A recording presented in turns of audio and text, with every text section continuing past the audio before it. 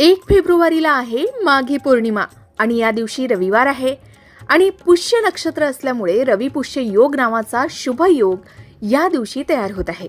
माघ पौर्णिमेच्या या शुभ संधीचा तुम्हीही कसा फायदा घेऊ शकता, कोणते उपाय आणि मंत्र तुम्हाला या दिवशी अधिक शुभ फळ देऊ शकतात, हे सर्वच चला या व्हिडिओतून जाणून घेऊया. शिवाय माघी पौर्णिमेच्या दिवशी कोणती एक गोष्ट आवर्जून करावी हेही बघूया. त्यासाठी व्हिडिओ शेवटपर्यंत बघा, कारण शेवटी तुम्हाला अत्यंत प्रभावी उपाय सुद्धा मिळणार आहे. चला तर सुरुवात करूया. माघ महिन्यातील पौर्णिमा तिथी 1 फेब्रुवारी रविवारी रोजी आहे, जी पहाटे 5:53 सुरू होणार आहे. ही तिथी 1 फेब्रुवारीच्या मध्यरात्रीनंतर 3:39 संपणार आहे. शास्त्रानुसार जेव्हा पौर्णिमा तिथी प्रदोष काळात येते तेव्हा त्या दिवशी पौर्णिमेचं व्रत केलं जातं. त्यामुळे 1 फेब्रुवारी रोजीच माघ पौर्णिमेचं व्रत, स्नान आणि दान पुण्य केलं जाणार आहे. विशेष म्हणजे या दिवशी रविवार आहे आणि पुष्य नक्षत्र असल्यामुळे रवी पुष्य योग नावाचा शुभ संयोग देखील तयार होत आहे. या महिन्यात गंगा स्नान, दान आणि जपाचे विशेष महत्व आहे. माघ पौर्णिमेला महाकुंभासारखे शाही स्नान सुद्धा केले जाते.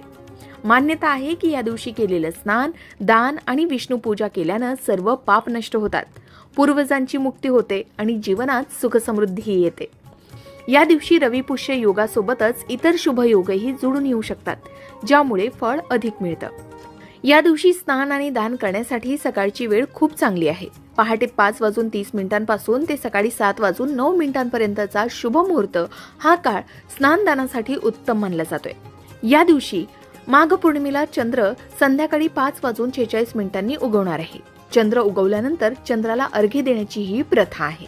शिवाय आधी सांगितल्याप्रमाणे या दिवशी पितरांसाठी श्राद्ध कर्म देखील केलं जातं.